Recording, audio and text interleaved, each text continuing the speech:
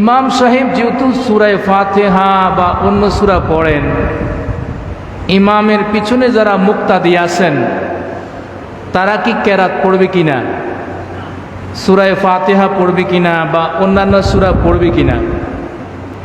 আমাদের দেশে বর্তমানে একটা পরিচিত নতুন দল যারা আহলে হাদিস নিজেদেরকে পরিচয় দেয়, শুনছেন কি শুনেন নাই? কি হাদিস? ওই লোকটা রিক্সা চালায়, হেও কি আহলে হাদিস। মাছ দোকানদার, হেও আহলে হাদিস। ওই সচিবালয় বিভিন্ন জায়গায় চাকরি করে, সবাই আহলে হাদিস। কিন্তু আহলে হাদিস কাকে বলে? আহলে হাদিস হচ্ছেন যিনি মুহাদ্দিস, যার মধ্যে হাদিসের মুখস্থ এলেম আছে, হাদিসের ব্যাখ্যা বিশ্লেষণ সনদ মতন রাবি সম্পর্কে বিশাল জ্ঞান রয়েছে, তাকে বলা হয় আহলে হাদিস। কিন্তু আমাদের দেশে যে আহলে হাদিস, এরা আসলে প্রকৃত আহলে হাদিস নয়। এটা হলো বাতের একটা দল, বর্তমানে একটা সমাজের মধ্যে বিশৃঙ্খলা সৃষ্টিকারী একটা ফিতনা।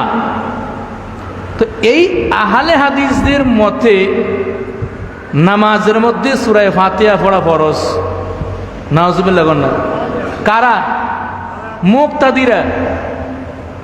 নামাজের মধ্যে সূরা ফাতিহা পড়াটা হলো ওয়াজিব। এটা কখন? ইমামের জন্য। আর আপনি যদি একাকী নামাজ আদায় করেন, কথা বুঝে আসছি? ইমামের জন্য নামাজের মধ্যে সূরা ফাতিহা পড়া কি ওয়াজিব, আর আপনি একাকী আদায় করলে আপনার উপরও কি। কিন্তু আহলে হাদিসদের মতে আপনি যখন ইমামের পিছনে ইক্তেদা করবেন, মুসল্লিদের উপরও সূরা ফাতিহা পড়া ফরজ। নাউজুবিল্লাহ। না কার উপরে? এখন আল্লাহ পাক আয়াত কারিমা নাজিল করলেন, ওয়াইযা কুরিয়াল কুরআনু ফাসতামিউ লাহু ওয়ানসিতু লাআল্লাকুম তুরহামুন। আল্লাহ রাব্বুল আলামিন বলেন, হে আমার বান্দারা, যখন তোমাদের সামনে কোরআন তেলাওয়াত করা হয়, তখন তোমরা ওই কোরআন তেলাওয়াত মনোযোগের সাথে শ্রবণ করো। কি করো? শ্রবণ, শুনো। ওয়ানসিতু, এবং চুপ থাকো। কি থাকো? লাআল্লাকুম তুরহামুন, যাতে করে তোমাদের উপরে আল্লাহর রহমত নাজিল হতে পারে, তোমরা আল্লাহর রহমতের ভাগীদার হতে পারো, তোমরা আল্লাহর রহমতের প্রাপ্য বা অধিকারী হতে পারো।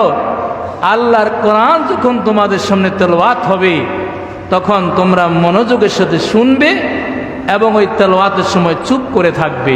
সুবহানাল্লাহ। হুকুমগার আল্লাহ। এই আয়াতের ব্যাখ্যায় সাহাবায়ে কেরাম থেকে শুরু করে মুফাসসিরিনে কেরাম, উম্মতের ইজমা, আইম্মায়ে কেরাম, তারা বক্তব্য পেশ করেছেন। যেমন সাহাবায়ে কেরাম এই আয়াত কারিমার আলোকে তারা ইজমা হয়েছেন। ইমাম নাসাফি তাফসিরে মাদারিক শরীফে উক্ত আয়াতের তাফসিরে তিনি লিখেছেন, জমহুরুল সাহাবাতে রাদিয়াল্লাহু আনহুম আলা আন্নাহু ফি ইস্তিমাইল মুতাম। জমহুরুস সাহাবা, সাহাবীদের মধ্য থেকে যারা প্রসিদ্ধ সাহাবী ছিলেন, যারা বিজ্ঞ সাহাবী ছিলেন, যারা অভিজ্ঞ সাহাবী ছিলেন, যারা জ্ঞানী ছিলেন, যাদের কথায় অন্যান্য সাহাবায়ে কেরাম পরামর্শ নিতেন বা শুনতেন, এরকম যারা জমহুর সাহাবায়ে কেরাম ছিলেন, তারা এই আয়াতের ব্যাখ্যায় বলেন, যখন কোরআন তেলাওয়াত করা হবে, তখন মুসল্লিরা, মুক্তাদিরা তারা তেলাওয়াত করবে না, তারা মনোযোগের সাথে শুনবে। এরপরে 2 নম্বরে আসেন, এই আয়াতের ব্যাখ্যায় বিভিন্ন মুফাসসিরে কেরাম যে বক্তব্য দিয়েছেন, যেমন বিখ্যাত মুফাসসির ইমাম কুরতুবী রহমতুল্লাহ আলাইহি তিনি বর্ণনা করেন, কলা আন-নুক্কাশ আজমাউ আহলুত তাফসীরি আন্না হাযাল ইস্তিমা ফিস সালাতিল মাকতুবাতি ওয়া গায়রিল মাকতুবা। মুফাসসিরে কেরাম এজমা হয়েছেন, তারা ঐক্যমত পোষণ করেছেন, একমত হয়েছেন যে নামাজের মধ্যে হোক, নামাজের বাইরে হোক, ফরজ নামাজ হোক আর আপনার অথবা নামাজের বাইরে হোক ভিতরে হোক, যে কোনো অবস্থায় যখনই কোরআন তেলাওয়াত করা হবে তখন অন্যান্যরা শুনবে। কি করবে? শুনবে। এটা হলো এই আয়াতের বিধান। 3 নম্বর, উম্মতের এজমা, উম্মতের মধ্যে যারা ফুকাহে কেরাম, মুস্তাহিদিন এজাম, বিজ্ঞ ফকি, তারা একমত পোষণ করেছেন, এজমা হয়েছেন। কলা ইবনু হুমামিন আখরাজাল বাইহাকি আনিল ইমামে আহমদ কলা আজমাউন নাস আলা ইন্না হাজিহিল আয়াতে ফিস সালাত। উম্মত এজমা হয়েছে যে আয়াতে কারিমা যেটা নাজিল হয়েছে বা যে আয়াতে কারিমা আল্লাহ পাক নাজিল করেছেন, এটা নামাজের মধ্যে মুক্তাদিরা চুপ থাকার ব্যাপারে। সুবহানাল্লাহ বলেন না। এই ব্যাপারে আহলে ইলম জানা তারা মত প্রকাশ করেছেন। কলা আবু ওমর ফি কৌলিল্লাহি আযজা ওয়া জাল্লা ওয়া ইযা কুরিয়াল কুরআনু ফাসতামিউ লাহু ওয়ানসিতু মা ইজমা আহলিল ইলমি আন্না মুরাদাল্লাহি মিন যালিক ফিস সালাওয়াতুল মাকতুবাতি আওদাহুদ দালাইলি আলা আন্নাল মা'মুমা ইযা যাহারা ইমামাহু ফিস সালাত আন্নাহু লা ইয়াকরাউ মাআহু বিশাইইন।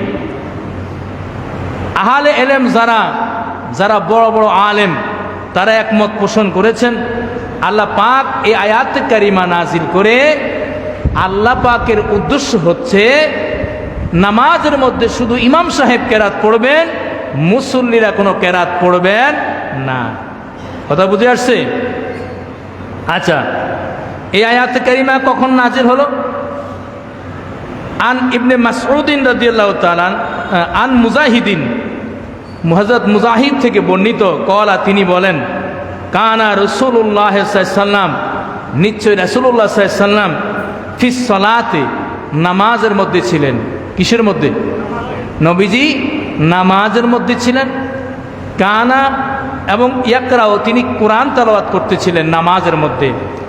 তো ফাসামিয়া কিরাতা ফাতান মিনাল আনসার, তারপরে ওনার পিছনে যারা মুসল্লি ছিলেন রাসূল শুনতে পাইলেন, মুসল্লিদের মধ্য থেকে আনসারি সাহাবী একজন, তিনি না রাসূলের পিছনে মুক্তাদি হওয়ার পরেও তিনি কোরআন তেলাওয়াত করেছেন বা কেরাত পড়েছেন।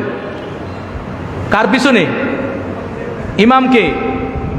নবীজি নূর নবী সাল্লাল্লাহু আলাইহি ওয়াসাল্লাম ইমাম ছিলেন, তো তার পিছনে একজন আনসারি সাহাবী মুক্তাদি হওয়ার পরেও তিনি কি পড়েছিলেন? কেরাত পড়েছিলেন। তার এই কেরাত পড়ার কারণে তখন আল্লাহ পাক এই কেরাত পড়া নিষেধ করে এই আয়াতে কারিমা নাজিল করেছেন। জোরে কন্যা সুবহানাল্লাহ। তাহলে এই সামান্য আলোচনা, আরও অনেক দলিল আদিল্লা রয়েছে, এর দ্বারা আমরা বুঝলাম যে ইমামের পিছনে, যখন ইমামের পিছনে ইক্তেদা করবেন আপনারা কোনো কেরাত পড়বেন না। কথা বুঝে আসছে? সূরা ফাতিহা হোক বা অন্য কোনো কেরাত হোক, যেহেতু ইক্তেদাইতু বিহাযাল ইমাম, আপনি অনুসরণ করলেন কাকে? ইমামকে।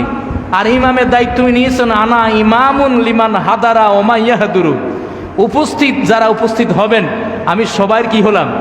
ইমাম হলাম। তো ইমাম হওয়ার পরে কেরাতুল ইমামে ইমামুল মুক্তাদি।